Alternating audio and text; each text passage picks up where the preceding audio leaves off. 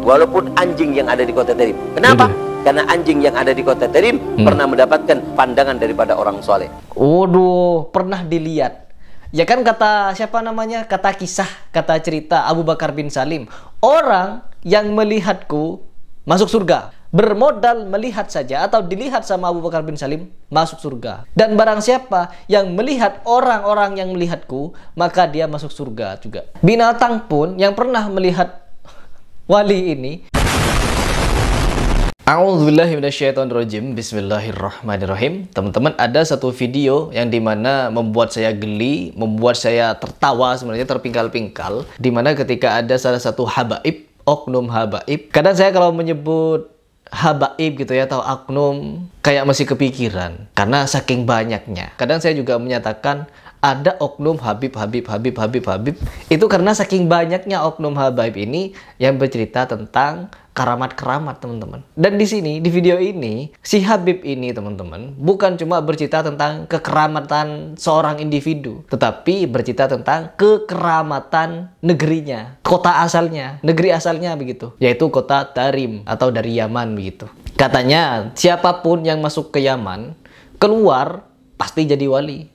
Jadi untuk jadi wali langsung ke Yaman saja, teman-teman, ke Tarim, keluar langsung jadi wali. Oke, tidak perlu panjang lebar, mari kita simak seperti apa pernyataan gedabrusan dari si habib ini. Cara mendapatkan barokah di kota Tarim. Jelas ya, cara mendapatkan barokah di kota Tarim. Habib Mustafa bin Ahmad Al-Muhba, beliau pernah mengatakan bahwasanya, menyatakan apa? Menyatakan apa? Apa orang yang masuk ke kota Tarim, maka tidaklah keluar dari kota Tarim kecuali aku menjaminnya jadi wali. Allah. Terlihat jelas kan? Terdengar jelas juga kan? Bahwa siapapun yang masuk ke kota Tarim, aku akan menjaminnya keluar dari sana menjadi wali. Ini kalau bukan gedabrusan apa, teman-teman? Banyak sekali ayat-ayat yang kita jumpai di mana untuk menjadi wali Allah, aulia illah, itu harus beriman dan bertakwa. Bukan hanya sekedar masuk, keluar jadi wali gitu kan. Tapi tidak, kalau menurut para habaib ini, versi-versi mereka ini hebat-hebat ya, teman-teman. Ada orang yang hanya pergi ke pengajian, seorang perempuan, dia juga yang bercerita, cuma kerjaannya nyatet ceramah, jadi wali. Setelah dia jadi wali, apa yang dia bisa? Memanggil arwah Nabi Muhammad setiap waktu dia mau. Di mana munculnya? Di kamar. Lalu ngapain di kamar? Jadi peramal Nabi, teman-teman. Al-Quran dengan Al-Hadis itu sejalan, teman-teman. Kalau Al-Quran menyatakan untuk menjadi wali-waliku, siapapun orang itu, orang-orang yang beriman tersebut, apabila dia telah benar-benar beriman dan dia senantiasa bertakwa. Senantiasa bertakwa ini maksudnya apa? Menjalankan apa yang diperintahkan Allah, tidak pernah meninggalkan yang diwajibkan oleh Allah Subhanahu wa taala, menjauhi apa yang dilarang, dan juga menghindari apa-apa yang makruh. Yang makruh saja, jangan yang haram nih, yang makruh. Ketika ada orang makan bawang, membuat mulutnya bau gitu kan ya, itu tidak diperkenankan untuk masuk masjid, teman-teman, karena akan mengganggu saudara-saudaranya yang lain yang tengah sholat mungkin. Dan dijelaskan juga bahwa hal tersebut membuat malaikat tidak senang. Ya Allah, ini perkara makruh ini ya. Makruh itu harus ditinggalkan. Apalagi makruh tahrim, teman-teman. Makruh yang mendekati haram. Contohnya seperti rokok. Kan banyak sekarang orang-orang mengaku dia wali, tapi dia merokok. Kenapa wali merokok? Ada pembenarannya, teman-teman. Ada pembenarannya. Oke, kembali lagi kepada hadis. Barang siapa yang memusuhi waliku, kata Allah di dalam hadis Arba'in, maka dia telah memusuhiku. Aku akan nyatakan perang kepadanya. Tapi hadis ini tidak boleh dipenggal, teman-teman. Dibaca terus sampai bawah. Siapakah wali-wali itu? Dan tidaklah seorang hambaku itu, orang wali itu, mendekatkan diri kepadaku dengan sesuatu yang aku cintai selain apa yang telah aku wajibkan. Artinya apa? Mendekatkan diri kepada Allah dengan apa yang Allah cintai. Apa yang Allah cintai? Banyak, teman-teman. Perihal yang paling dicintai Allah itu apa? Yang pertama, sholat tepat waktu. Ini baru. Selalu berzikir kepada Allah di tengah-tengah orang yang ngobrol, membantu anak yatim, membantu orang miskin, menutup aurat, dan lain sebagainya. Banyak yang disebutkan amalan-amalan yang dicintai oleh Allah Subhanahu wa ta'ala. Ya, selain sholat. Karena apa? Sholat itu adalah kewajiban, teman-teman. Dan sholat tepat waktu adalah pertama kali yang dicintai oleh Allah Subhanahu wa ta'ala. Ya, Begitu. Kalau menurut ceramahnya para habaib, kamu pengen jadi wali, pengen jadi orang yang dicintai Allah, pengen yang menjadi orang disayangi Allah, ya pergi ke Tarim, pulang jadi wali. Allahu Akbar. Ini pernyataan model apa? Oke, lanjut. Jika masuk ke kota Tarim, menjaga dua hal. Menjaga dua hal, apa saja itu? Maka aku akan jamin dia tidak keluar dari kota Tarim kecuali jadi wali. Oke, mantap.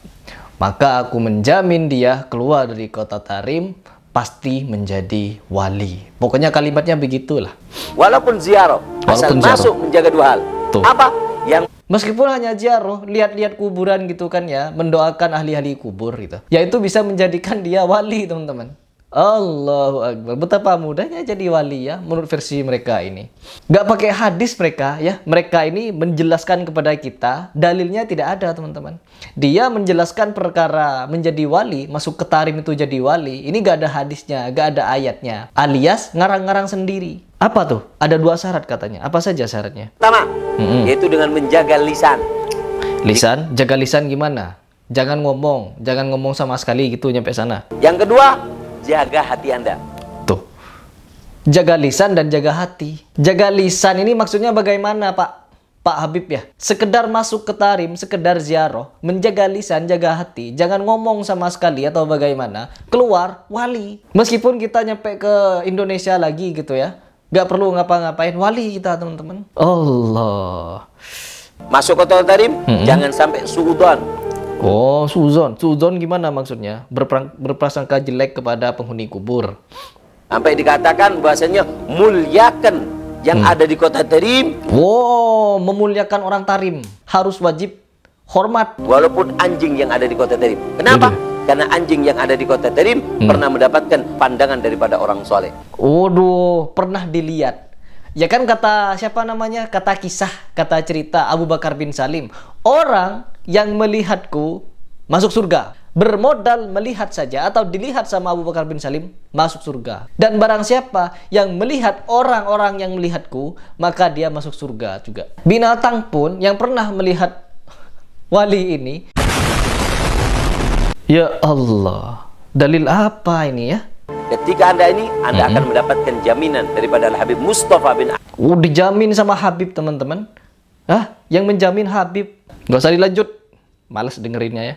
Ternyata syaratnya dua itu ya. Kalau menjadi wali versi mereka, dua syarat. Jaga lisan, jaga hati. Jangan suuzon. Karena apa? Binatang pun pernah melihat wali. Kalau kalian suuzon pada binatang, kalian tidak bisa jadi wali. Ini jelas-jelas telah menghina Al-Quran, menghina Al-Hadis. Karena di dalam Al-Quran dijelaskan orang yang beriman dan dia senantiasa bertakwa, maka dia adalah waliku, kata Allah. Ya, dia tidak punya keraguan sama sekali terhadap Allah. Ini Allah sendiri yang ngomong. Kita lebih percaya kepada Allah atau percaya kepada si Habib ini? Kata Rasulullah pun begitu. Orang yang mendekat kepada Allah dengan amalan yang dicintai Allah, terus mendekatkan diri dengan amalan sunnah. Ini yang dianjurkan oleh Rasulullah SAW. Bukan pergi ke kota Tarim keluar wali. Kalau bagi saya pribadi ini adalah gedap berusan. Tidak perlu ikuti Quran hadis sudah. Cukup ikuti Habib jadi wali.